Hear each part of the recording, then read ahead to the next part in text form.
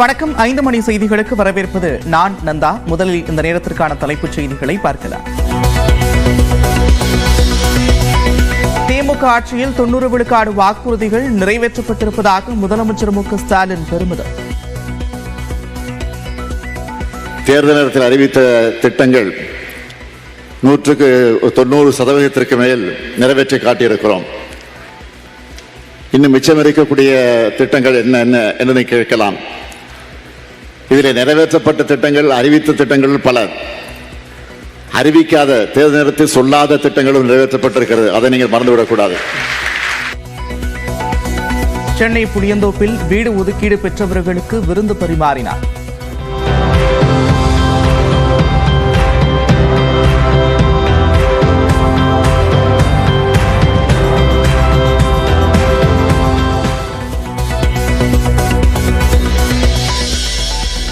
புயல் வெள்ளத்தால் பாதிக்கப்பட்ட தமிழ்நாட்டிற்கு நிதி ஒதுக்காத மத்திய அரசு.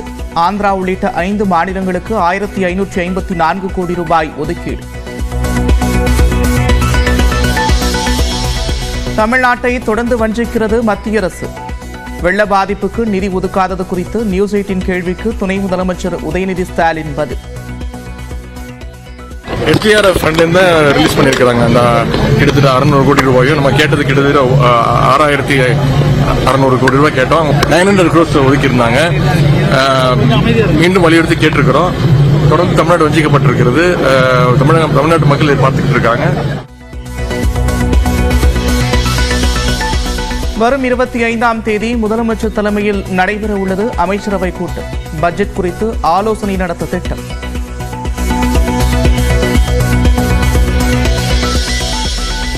தாவேகாவுடன் கூட்டணி இல்லை என பரவி வரும் அறிக்கை பொய்யானது. தமிழ்நாடு முஸ்லீம் லீக் தலைவர் முஸ்தபா நியூஸ் 18க்கு விளக்கம்.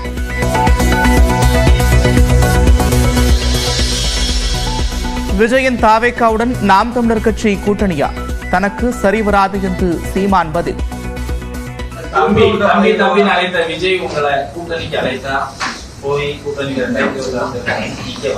ஆட்சி அதிகாரத்தில் இருந்த பெரிய பெரிய தலைவர்கள் கூப்பிட்டே நான் போகல. எனக்கு சரி வராது. நான் எடுத்துக்கிட்டு போற அரசியலுக்கு சரி வராது. தனக்கு பின் யார் தலைவர் என்ற போட்டியால் நாம் தமிழர் கட்சியிலிருந்து விலகுகிறார்கள் என்று சீமான் விளக்கம். வருண்குமார் தேவையில்லாமல் சீண்டினால் வெறிதான் வரும் என்றும் மதுரையில் பேட்டி.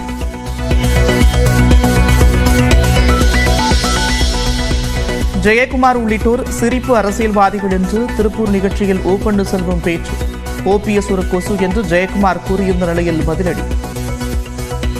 ஐயா, இந்த ஜெயக்குமார் மற்றவங்களுக்கு ஒரு படத்துல சிரிப்பு போலீஸ் சொல்லி, அது மாதிரி இவர்களெல்லாம் சிரிப்பு அரசியல்வாதிகள்.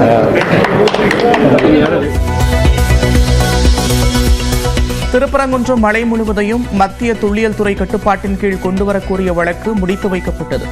திருப்பரங்குன்றம் மக்கள் அமைதியாக இருந்தாலும் தேவையில்லாத வழக்குகளை தாக்கல் செய்து பிரச்சனையை உண்டாக்கி விடுவீர்கள் போல என்று நீதிபதிகள் கருத்து.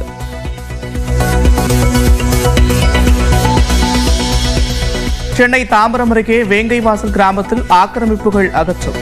எதிர்ப்பு தெரிவித்து வாக்குவாதத்தில் ஈடுபட்டவர்களை கைது செய்த காவல்துறையினர்.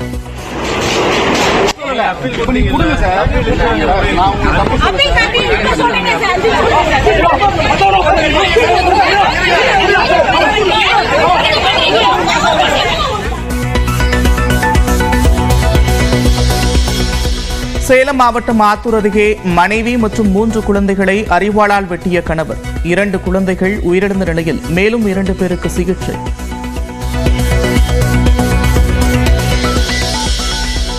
தமிழ்நாட்டில் நேற்று ஒரே நாளில் 12 பாலியல் வன்கொடுமை சம்பவங்கள் நடந்திருப்பதாக செய்திகள் வந்துள்ளன.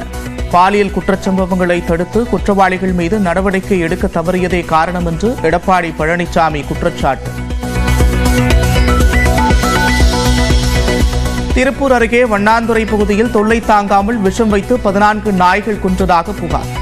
நாய்களின் உடல்களை தோண்டி எடுத்து காவல்துறையினர் விசாரணை.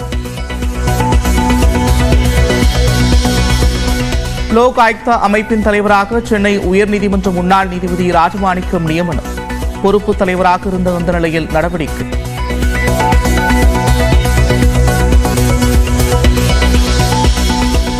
நெல்லையின் புதிய முதலமைச்சரை தேர்வு செய்ய இன்று இரவு 7 மணிக்கு பாஜக சட்டமன்ற உறுப்பினர்களின் கூட்டம். பரமேஸ்வர்மா, விஜயேந்திர குப்தா உள்ளிட்டோர்களின் ஒருவர் தேர்வாக வாய்ப்பு. நில ஒதுக்கீடு முறைகேடு வழக்கில் கர்நாடக முதலமைச்சர் சித்தராமையா மற்றும் மனைவி லட்சுமி ஆகியோரை விடுவித்தது லோக் ஆயுக்தா நீதிமன்றம். முறையான ஆதாரங்கள் இல்லாததால் விடுவிப்பதாக நீதிபதி உத்தரவு. கும்பமேளாவில் பக்தர்கள் புனித நீராடும் நீர் தூய்மையாகவே உள்ளது என்று எதிர்க்கட்சிகளுக்கு உத்தரப்பிரதேச முதலமைச்சர் யோகி ஆதித்யநாத் விளக்கம். நீரின் தரத்தை மாசு கட்டுப்பாட்டு வாரியம் தொடர்ந்து கண்காணித்து வருவதாகவும் சட்டப்பேரவையில் பேச்சு. திருச்சி வயலூர் முருகன் கோவிலில் 17 ஆண்டுகளுக்கு பிறகு கோலாகலமாக நடைபெற்ற குடமுழுக்கு. பல்லாயிரம் பேர் பங்கேற்று சுவாமி தரிசனம் செய்தனர். அந்த பந்தல்காரங்க எங்கிருந்தாலும் அந்த ஏகாலுக்குள்ள யாரும் செல்லக்கூடாது. யாகசாலையை 3 தரமாக சுற்றி யாரும் செல்லக்கூடாது.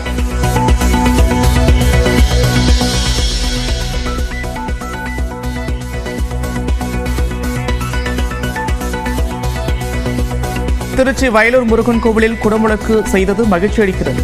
இதற்கு மேல் ஒன்றுமே இல்லை என்று நினைப்பதாகவும் அனைத்து சாதியினரும் அர்ச்சகராகலாம் திட்டத்தில் பயின்ற அர்ச்சகர் பிரபு பேட்டி. நல்ல முறையிலே இன்று கும்பாபிஷேகமானது குடமுழுக்கானது நல்லபடியாக நடந்தது. அதில் நானும் பங்கு பெற்றேன். ரொம்ப பெருமையாக கருதுகிறேன். ரொம்ப மகிழ்ச்சியாக இருக்கிறது. ஆஸ்திரேலியாவில் உள்ள தீவில் கரை ஒதுங்கிய 150 டால்பின்கள் பல உயிருடன் இருப்பதால் மீண்டும் கடலுக்குள் விட முயற்சி. மீண்டும் 64,000 ரூபாயை கடந்த தங்கத்தின் விலை. இன்று சவரனுக்கு மேலும் 520 ரூபாய் உயர்ந்து 64,280 ரூபாய்க்கு விற்பனை.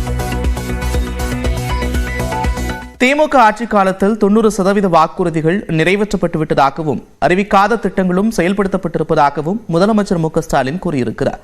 சென்னை புளியந்தோப்பில் உள்ள ராதாகிருஷ்ணபுரம் மற்றும் சத்தியவாணி முத்துநகர் திட்ட பகுதிகளில் நகர்ப்புற வாழ்விட மேம்பாட்டு வாரியம் சார்பில் 712 பணியாளர்களுக்கு புதுப்பிக்கப்பட்ட குடியிருப்புகள் ஒதுக்கீடு ஆணை வழங்கும் நிகழ்ச்சி நடந்தது. இதற்காக அங்கு சென்ற முதலமைச்சர் மு.க.ஸ்டாலின் சாலையில் நடந்து சென்று பொதுமக்களை சந்தித்தார். அவருக்கு வழிநெடுங்கிலும் உற்சாக வரவேற்பு அளிக்கப்பட்டது.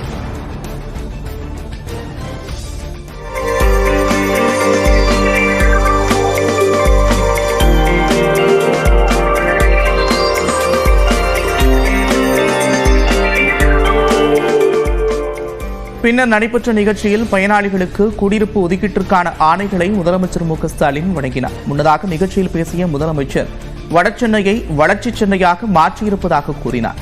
மேலும் திமுக அரசு தேர்தல் வாக்குறுதிகளில் இல்லாத திட்டங்களையும் செயல்படுத்தியிருப்பதாக மு.க.ஸ்டாலின் தெரிவித்தார். தேர்தல் நேரத்தில் அறிவித்த திட்டங்கள் 90% மேல் நிறைவேற்றி காட்டியிருக்கிறோம். இன்னும் மிச்சம் இருக்கக்கூடிய திட்டங்கள் என்ன என்பதை கேட்கலாம். இதில் நிறைவேற்றப்பட்ட திட்டங்கள், அறிவித்த திட்டங்கள் பல, அறிவிக்காத தேர்தல் நேரத்தில் சொல்லாத திட்டங்களும் நிறைவேற்றப்பட்டிருக்கிறது. அதை நீங்கள் மறந்துவிடக்கூடாது. அது என்னென்னு என்று கேட்டால் உதாரணத்துக்கு ஒன்று நான் சொல்லுகிறேன். புதுமை பெண் என்கிற திட்டம் தேர்தல் வாக்குறுதிகளை வழங்கப்படவில்லை. அனைத்து தரப்பினருக்குமான வளர்ச்சி திட்டங்களை செயல்படுத்தி வரும் திமுக அரசு மீது பொதுமக்களுக்கு அதிகப்படியான நம்பிக்கை இருப்பதாகவும் முதலமைச்சர் கூறினார். பள்ளியிலே படித்து முடித்திருப்பது கல்லூரிக்கு செல்கிற போது மாதம் 1000 ரூபாய் அந்த மாணவிக்கு வழங்கப்படும் என்று அறிவித்து இன்றைக்கு அது வழங்கப்பட்டுக் கொண்டிருக்கிறது. அதனால்தான் இன்றைக்கு மாணவிகளை தான் என்னை பார்த்து அப்பா அப்பா அப்பா என்று அழைக்கக்கூடிய ஒரு உணர்ச்சிகரமான அது நிகழ்ச்சியான செய்தியை நீங்களும் பார்த்திருப்பீர்கள். இந்த நிகழ்ச்சிக்கு பின்னர் குடியிருப்புகளுக்கான ஆணைகளை பெற்ற பயனாளிகளுக்கு அசைவ விருந்து வைக்கப்பட்டது. முதலமைச்சர் மு.க.ஸ்டாலின் பயனாளிகளுக்கு பிரியாணியை பரிமாறினார். மட்டன் பிரியாணி, சிக்கன் 65 அடங்கிய விருந்து வைக்கப்பட்டது.